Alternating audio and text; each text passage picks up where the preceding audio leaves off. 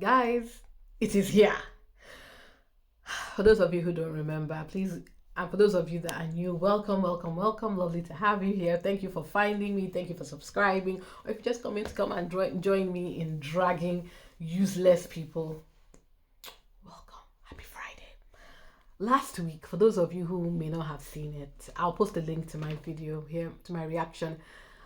The British press, after Meghan's show, spent the majority of last week, from when Meghan's show debuted, even before then, telling everybody it was going to be a flop, telling all their usual talking heads online that they should criticize the show and bash the show, not give it a chance. Now, what these idiots forgot was they were playing checkers when a media conglomerate like Netflix was playing chess. They were genuinely and laughably under the impression that their manufactured, sorry, let me say it a different way, their expected manufactured hate was going to interfere with the business relationship Meghan has with Netflix. For those of you that are new to me, let me tell you my favorite talking point. Streaming is not broadcast TV, not in the same way. They are using the same production companies. In many cases, they are using the same actors. They are using the same advertise.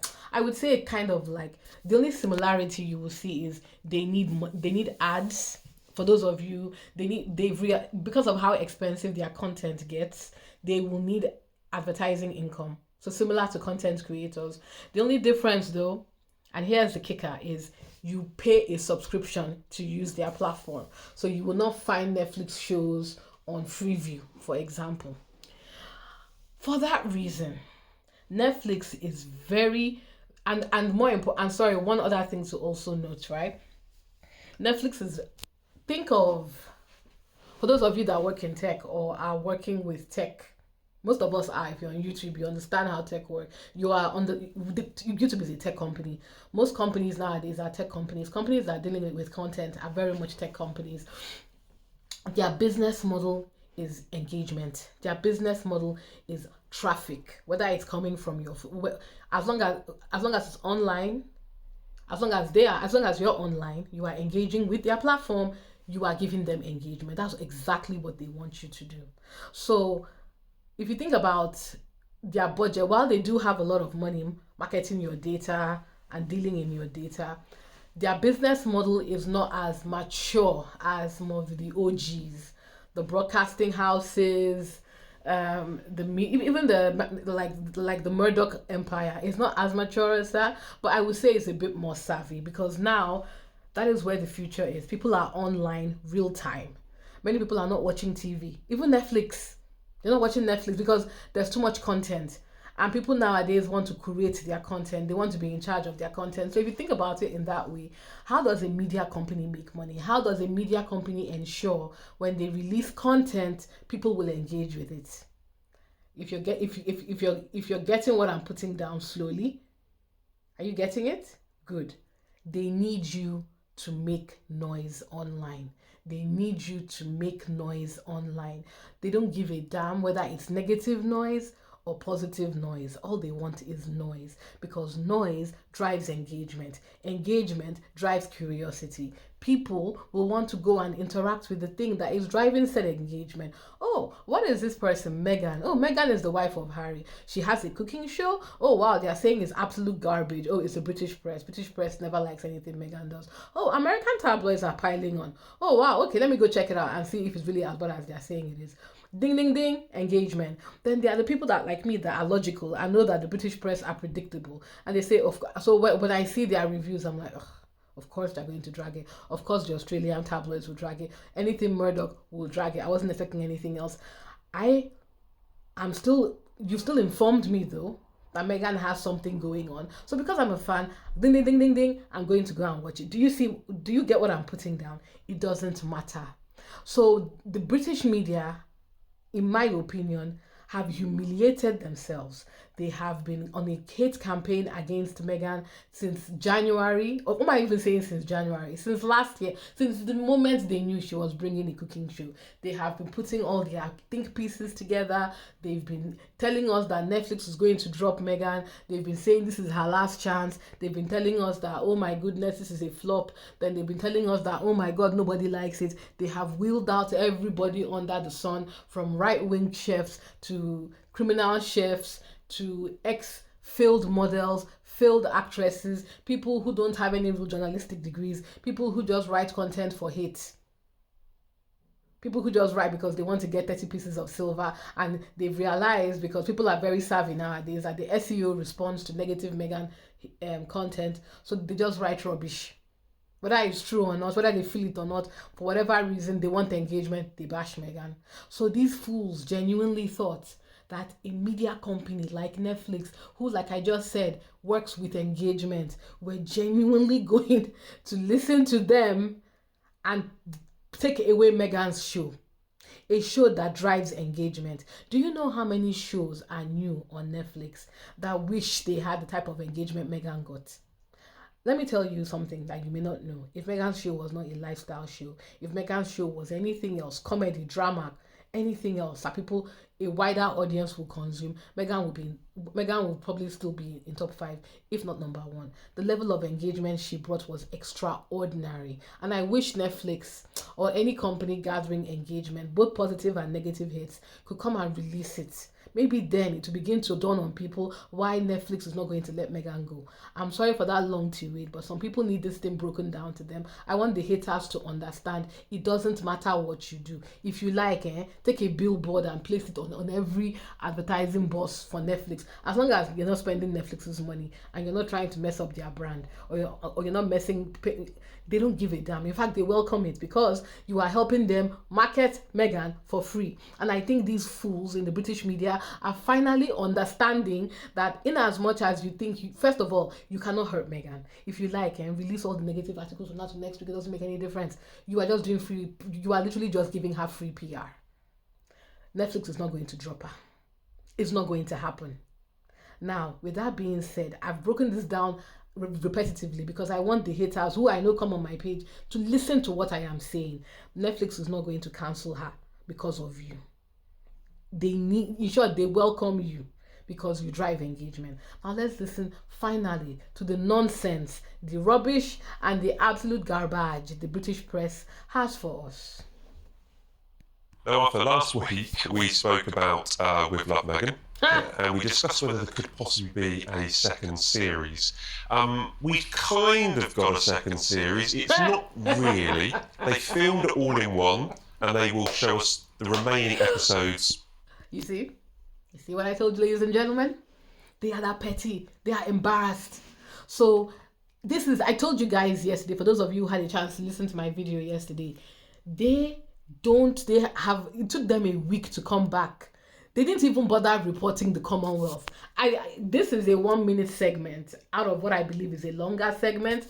They didn't even bother leading with that. They didn't even bother talking about other members of the royal family. They came out with the first one because this was the one that got them the biggest hit and the biggest form of embarrassment. Last week, they were speculating that Meghan wasn't getting a season 2. They were saying, let me just give you, they brought the same idiots back. This woman here, this woman is a failed actress. She is a failed actress who is now a royal commentator. This corpse, Arthur Edwards, according to what he said, used to be a photographer for the current king. These people need this type of show because they don't have any transferable skills. If not for this, and maybe, I believe this one probably has a YouTube, I'm sure she has a YouTube channel somewhere that probably gets her a few, maybe £10 every other day. If not for Meghan and the engagement they get from lying and speculating, they won't have any income. So of course they had to come back and slink back and address it, because this ridiculous discourse they had last week got them roundly mocked. Not only, well, by me at least anyway, because I know I was dragging them on my timeline. Now the goal has been moved. Even though there is no way you can spin it. There's no way you can spin it. But they're trying to though. And I have to commend them. Even though this is a very stupid talking point, let me see what they have to say. Later this year. Is this a win for Meghan? Or is she clutching kind of a victory from what is effectively a defeat due to all the heavy, terrible reviews she's received? And that is what they are clinging to, ladies and gentlemen. The reviews that a lot of that they know they paid for, the negativity that they know they manufactured is all they have now. They've realized everything they do is to hurt Meghan. It gives them satisfaction to think that in some way she's in her room crying and crawling. But because of the season 2 announcement, they've got nothing. They literally, I was saying it, I've been saying it all week. The wind has been removed from their sails. They don't know how to respond at this point. And watch what this, just watch this exchange. Watch this exchange. Just watch it. I've not seen one good review yet. I've seen some of the columnists rip into her and the show. I could only watch one episode or so. I was just bored with it all. But someone must be liking it. So pay attention. A second series. I think the point is that they've already filmed these episodes. Yeah. See, the guy was kind of like the old man has heard, just kind of like accepting defeat. That it wasn't for me. I didn't like it, but people must like it for them to get a season 2.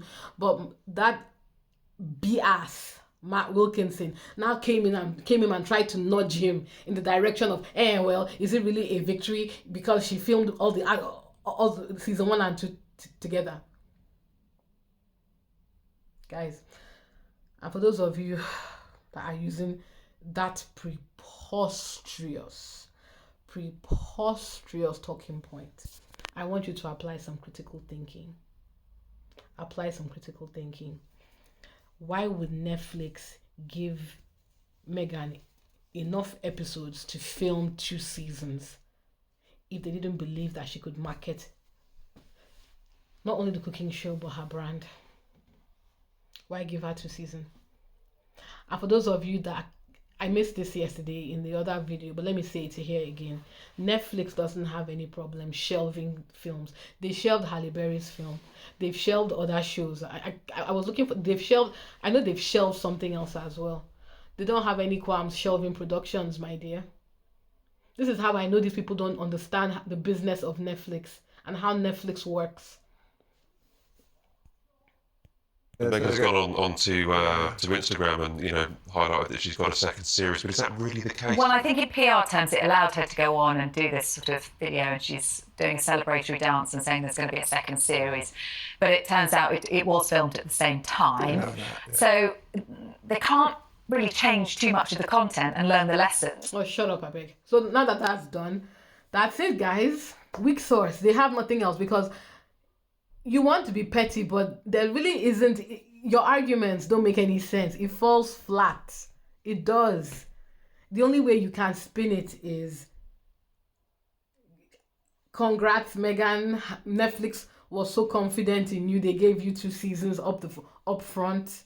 I guess. I mean, like, how do you spin that? It's good news. Whether she filmed everything together or they filmed it separately, it doesn't matter because we don't know the terms of the arrangement. All that we know is, in my opinion, Meghan was given a 2-series contract up front.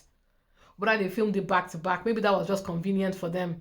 Maybe the weather was appropriate because you can see they're going for that whole sunny California type of thing. I don't know. Whatever the reason they gave for filming it back to back, it doesn't matter.